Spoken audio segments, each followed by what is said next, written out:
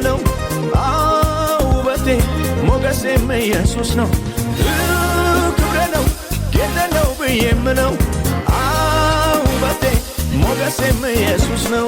ለዚህ ነው ምክንያት ስላለኝ ማመልከው እንዲህ የሚያደርገኝ አምላኬ ከወደደውማ ላምልከው ዘማሪ ላሰማ ሃሌሉያ ሃሌሉያ እላለሁኝ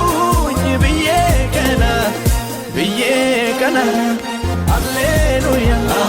ሃሌሉያ እላለሁኝ ብዬ ቀና ለምስጋና እንደገና